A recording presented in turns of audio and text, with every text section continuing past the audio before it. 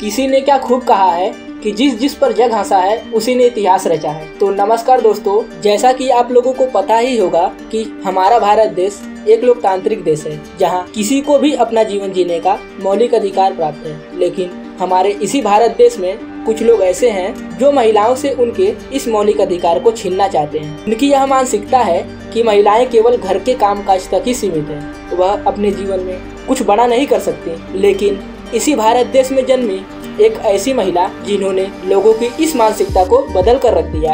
हम बात कर रहे हैं पद्मश्री पुरस्कार से सम्मानित कल्पना सरोज जी की, जिन्होंने बिजनेस के क्षेत्र में 2 रुपए से 2000 करोड़ तक की कंपनी को खड़ा कर दिया। तो चलिए हम जानते हैं कि किस तरह से इन्होंने 2 रुपए से 2000 करोड़ तक का सफर तय किया, और इसी के साथ हम यह भी जानेंगे कि उन्हें अपने लक्ष्य को पाने के लिए किन किन समस्याओं का सामना करना पड़ा। तो चलिए शुरू करते हैं।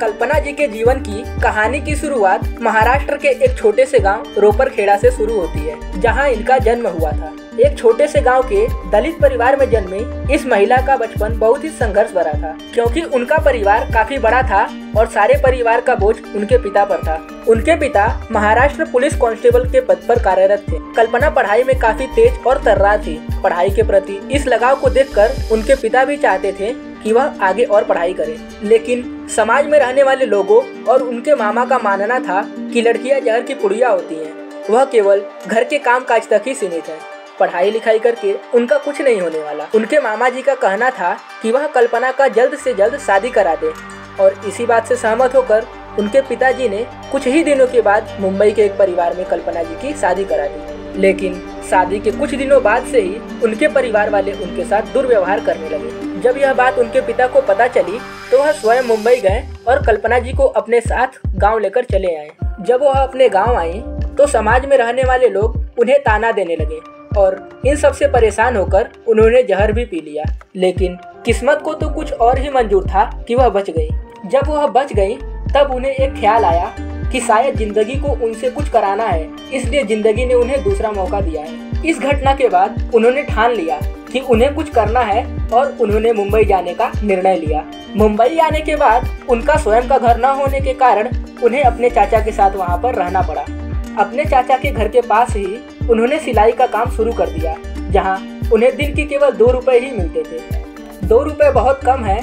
उनका एहसास उन्हें तब हुआ जब उनकी बहन की मृत्यु पैसों के कारण हुई। इसी घटना के बाद से उन्होंने ठान लिया कि पैसों के कारण वह अपने परिवार के किसी भी सदस्य की मृत्यु नहीं होने देंगी। यह कहकर उन्होंने बिजनेस के क्षेत्र में अपना कदम बढ़ा लिया।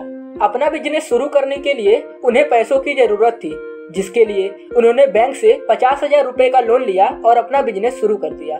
बिजनेस शुरू करने के थोड़े दिनों बाद ही उनकी पहचान मार्केट में बढ़ने लगी। मार्केट में कल्पना जी का नाम बढ़ जाने के कारण एक रियल एस्टेट कंपनी का मालिक, जिसे पैसों की सख्त जरूरत थी, वह कल्पना जी से मदद मांगने आया।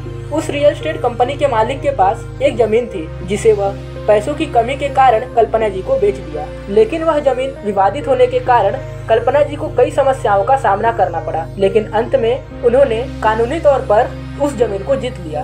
उस जमीन को जीतने के साथ ही उन्होंने रियल एस्टेट के क्षेत्र में अपना कदम बढ़ा दिया। वहीं से उन्होंने अपना कारोबार करना शुरू कर दिया। उनका कारोबार काफी अच्छा चल रहा था और कुछ ही दिनों के बाद उनकी जिंदगी में एक बहुत बड़ा मोड़ आया। सिख कंपनी, जिसके कारोबार को संभालने का कार्य सरकार ने उसके मजदूरों पर सौंपा था, वह कंपनी घाटे में चल रही थी, और कंपनी के घाटे में चलने के कारण वहां के मजदूरों ने कंपनी को संभालने का प्रस्ताव कल्पना जी के सामने रखा। पहले तो उन्होंने उस कंपनी को संभालने से मना कर दिया, लेकिन जब कुछ मजदूरों ने उन्हें बताया कि हमारी कंपनी घाटे में जाने के कारण दिन प्रतिदिन मजदूर वहां पर अपनी आत्महत्या कर रहे हैं, इन सब बातों को ध्यान में रखकर उन्होंने उस कंपनी को संभालने का कार्यभार अपने हाथ में ले लिया। पहले तो इस कंपनी का कर्ज माफ करवाने के लिए उन्होंने सरकार से बात की। सरकार ने उस कर्ज को माफ तो नहीं किया, लेकिन उस कर्ज को भरने के लिए उन्होंने 2 साल का वक्त दिया। इसके बाद उन्होंने थोड़ा थोड़ा करके उस कंपनी का कर्ज भर दिया और उस कंपनी को कर्ज मुक्त कर दिया।